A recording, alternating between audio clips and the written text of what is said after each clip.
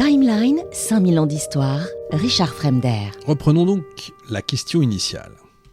Stonehenge est-il un simple monument religieux ou bien le centre d'un système structurant la relation entre les vivants et les morts ? À ce stade, la réponse s'impose. Stonehenge n'est pas un monument isolé, on l'a vu, c'est pas non plus un sanctuaire parmi d'autres, c'est un point d'aboutissement. Le cœur d'un dispositif beaucoup plus vaste où chaque élément, paysage, architecture, rituel, déplacement, participe d'une même logique. Une logique d'organisation du monde. Parce que tout autour de Stonehenge fonctionne en relation. D'un côté, vous avez Durrington Walls, le lieu des vivants, un espace de rassemblement, de festin, de bruit, de mouvement, un lieu où on vient à des moments très précis de l'année pour célébrer, pour se retrouver, pour exister collectivement. Et puis de l'autre, Stonehenge, le lieu des morts, un espace de pierre, stable, durable, silencieux, un lieu où on dépose, on l'a vu, où on honore, où on transforme les défunts.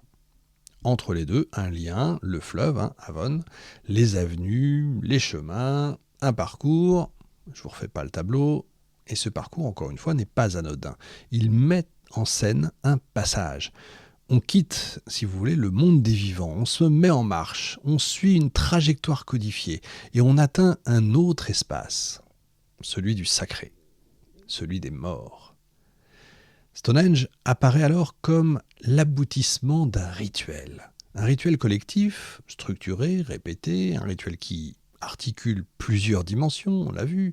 D'abord une dimension sociale, donc se rassembler à Durrington Walls, c'est affirmer une appartenance.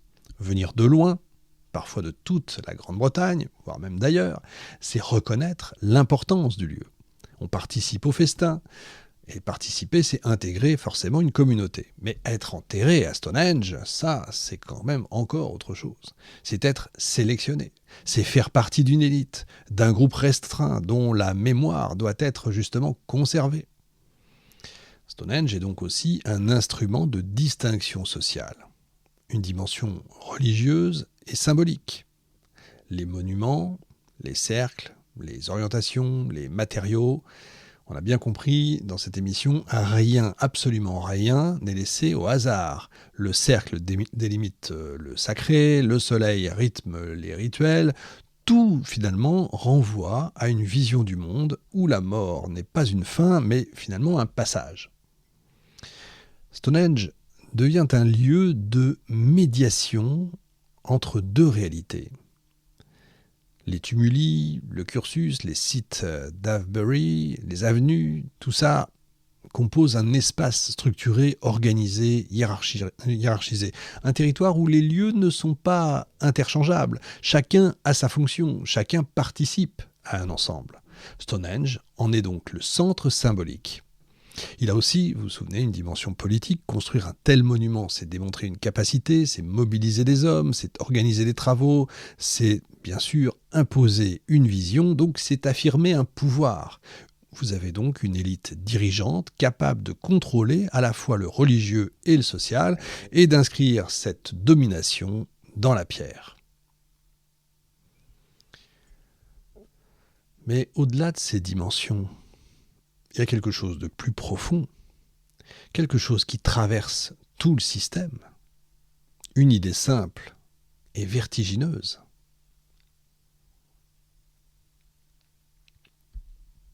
La mort est au cœur de la société, alors pas comme une rupture, mais comme un élément structurant. Les vivants se rassemblent, ils festoient, ils célèbrent, et puis ils se mettent en marche vers les morts, vers leurs ancêtres, vers un espace où le temps semble suspendu.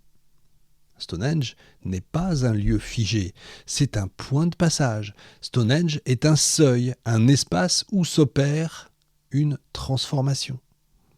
Celle du statut des individus, celle du lien entre les générations, celle du rapport entre le visible et l'invisible.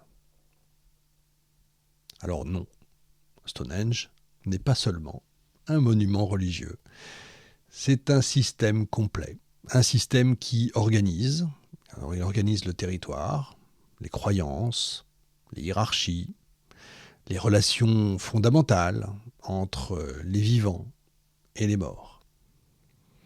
C'est un système qui fait de la mort non pas une fin, je ne sais pas si vous avez compris, si j'ai été clair, non pas une fin, mais un élément central de l'ordre du monde. Donc pour terminer, pour conclure cette deuxième émission, Stonehenge, c'est pas un simple cercle de pierre, vous l'avez compris, ni une énigme insoluble qui serait posée comme ça au cœur de la plaine anglaise. Non, Stonehenge, c'est vraiment un système. Un système, j'insiste là-dessus parce que c'est important, hein, c'est un système pensé, construit, organisé, où chaque élément du village de Durrington Walls, aux tumuli qui parsèment le paysage, des avenues processionnelles, au cercle de pierre d'ailleurs lui-même, participe d'une même logique, une logique qui dépasse largement l'architecture, parce que ce que révèle Stonehenge, c'est pas seulement le savoir-faire technique des sociétés néolithiques, ce qui est déjà pas mal, c'est leur manière de structurer le monde. Un monde où les vivants et les morts ne sont pas séparés, mais véritablement liés. Un monde où on se rassemble pour célébrer la vie avant de se mettre en marche vers les morts. Un monde où la pierre fixe ce que le temps emporte.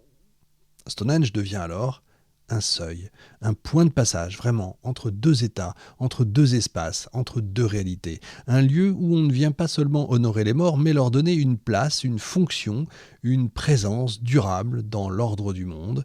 Et c'est peut-être là, au fond, la clé.